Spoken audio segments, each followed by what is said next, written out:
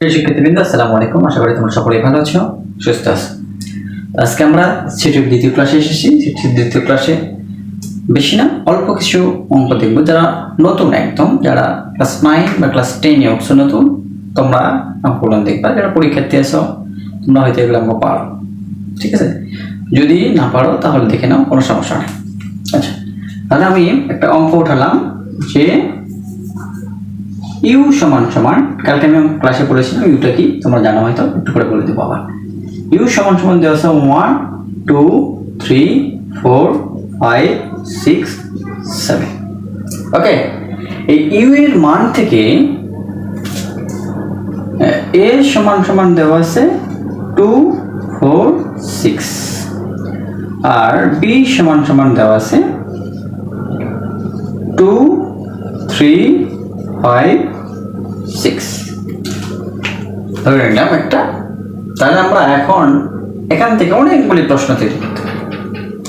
আমি জাস্ট কালকে আগের ক্লাসে যে দুটি বিষয় আলোচনা করছি ওটা বাদে আমি এখানে আলোচনা করব। তো দেখো, আগের ক্লাসে আমরা দেখছি এ ইউনিয়ন বি নির্ণয় করছি সমান সমান কত, এ ইন্টারসেকশন বি নির্ণয় করে দেখেছি এটা সমান সমান কত।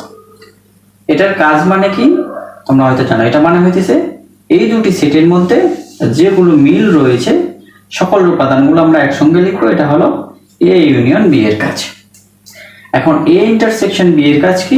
এ ইন্টারসেকশন বি এর কাজ হলো এ এবং বি এর মধ্যে যেগুলো উপাদান মিল রয়েছে, আর এটার মধ্যে এ ও বি যতগুলো উপাদান রয়েছে সবগুলো উপাদান আমরা নেব। এটা হলো যেগুলো মিল রয়েছে সেগুলো উপাদান আমরা নেব। মিলগুলি কোনগুলি আছে? এ ইন্টারসেকশন বি, তারপর 2 আর কি আছে 6 আছে। এটা ইন্টারসেকশন বি এর মান হবে 6। তাহলে আমি এখানে ইউ এর মান কেন লিখলাম? আমি এখানে ইউ এর মান কেন লিখলাম? যদি প্রশ্ন থাকে এ পূরক ছেদ বা কমপ্লিমেন্ট নির্ণয় করো, যদি থাকে এ পূরক নির্ণয় করো বা বি পূরক নির্ণয় করো একই প্রশ্ন থেকে, তাহলে আমি কিভাবে করব? তাহলে প্রথমে এর মানটা লিখবো না ইউ এর মানটা লিখবো? প্রথমে ইউ এর মানটা লিখবো। 1 2 3 4 5 6 7।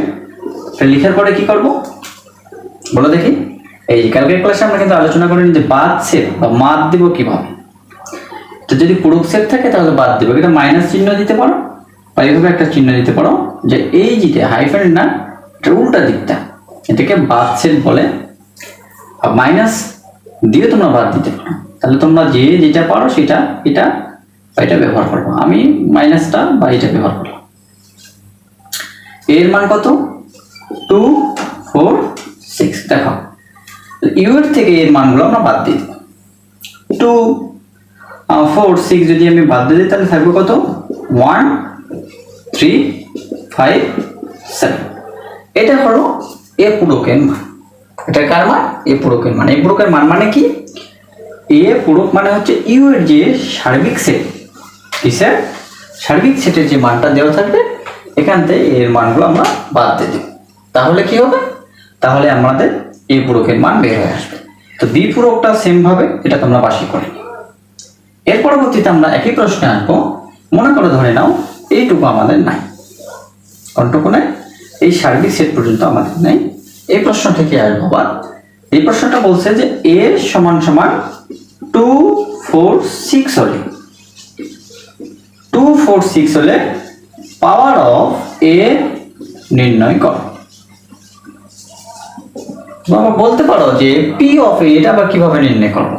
ওই যে আমি পড়েছিলাম যে পি সমান সমান হলো পাওয়ার সেট বা শক্তি সেট। পাওয়ার সেট বা শক্তি সেট কি?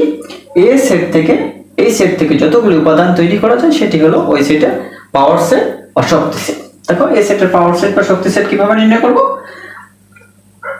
লিখবো power of A is equal to 2 4 এরপর কি 6, এরপরে কি আছে 2 4, এরপরে কি 2 6, এরপরে কি আসবে দেখো 1 2 3 4 5 2 4 2 6 2 4 6 2 4 6 2 4 2 6 আর একটা হবে 4 6 এরপরে হবে হচ্ছে 2 4 6 আর একটা হলো ফাঁকা সেট।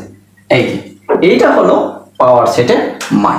তাহলে পাওয়ার সেট নির্ণয়ের ক্ষেত্রে বা উপসেট নির্ণয়ের ক্ষেত্রে সূত্র হলো একটাই, সেটা হচ্ছে 2 টু দি পাওয়ার n। nটা কি?